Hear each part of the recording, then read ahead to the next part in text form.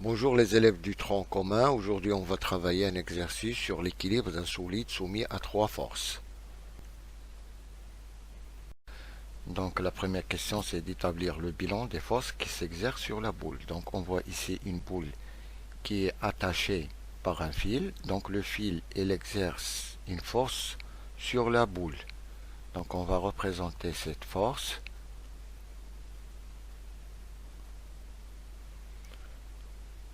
Elle est généralement appelée T, la tension. Et ensuite, la boule, il subit l'action de la Terre, l'attraction terrestre, donc c'est le poids de la boule, c'est le P. Élément, il exerce une force sur la boule, il la tire vers lui. Donc on va le représenter par F. Donc il faut toujours mettre système étudié. Système étudié. C'est la boule. S, on va l'appeler S. Donc bilan des forces.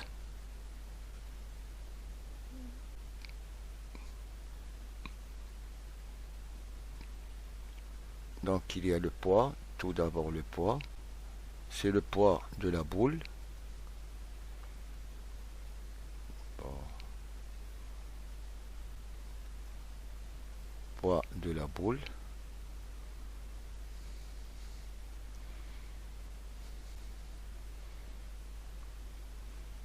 IET, elle est généralement appelée tension du fil. Tension du fil, c'est la force qu'exerce le fil sur la boule. Et on a le F, c'est la force exercée par l'aimant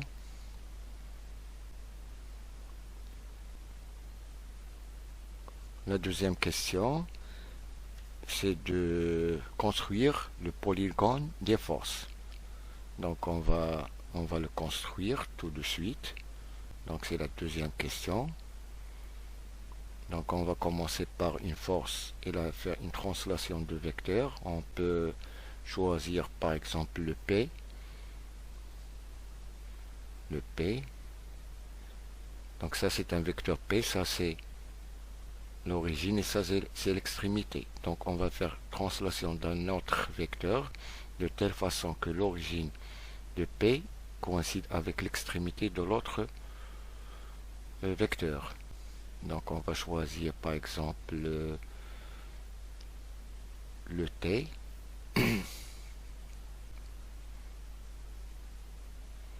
Donc ça c'est le T.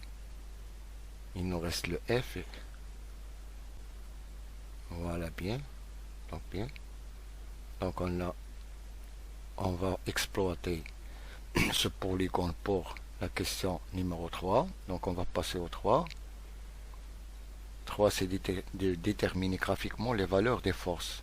Donc P déjà on a P est égal à 3 newtons, à 4 newtons. Donc on va exploiter ça. On voit que c'est un triangle rectangle. F et P forment un angle droit. On va chercher l'angle que fait T avec P. Donc si on prolonge ça, donc on voit que ce alpha c'est le même que celui-là parce que c'est deux droites parallèles coupées par une séquente. Ce sont des angles alternes internes. Donc l'angle alpha c'est le même que fait P avec le T, la tension. Donc on va chercher le T, c'est celui-là, et le P celui-là. Donc effectivement on a ici le alpha. Donc on doit chercher, donc on va chercher la relation entre P et T pour calculer le T. Donc la relation entre P et T c'est le cosinus. Cosinus de alpha est égal à P sur T. Donc T est égal à P divisé par cos alpha qui est égal AP c'est déjà on a 4 newtons, divisé par cosinus de 30 degrés qui est égal à 4 divisé par cosinus de 30 c'est 0,866, donc le résultat final c'est 4,61 newtons. Passons, on a trouvé maintenant T, le T est égal à 4,61 newtons, colonne 4, on passe, on va chercher la relation entre F et P. Donc pour la relation entre F et P, on va utiliser la tangente. Tangente alpha est égale à F divisé par P. Donc F est égal à P tangente de alpha qui est égal P c'est 4 tangente alpha c'est 30 degrés qui est égal à 4 tangente de 30 degrés c'est 0,57. Ça va nous donner 2,28 newtons. Donc finalement on a le F qui est égal à 2,28 newtons.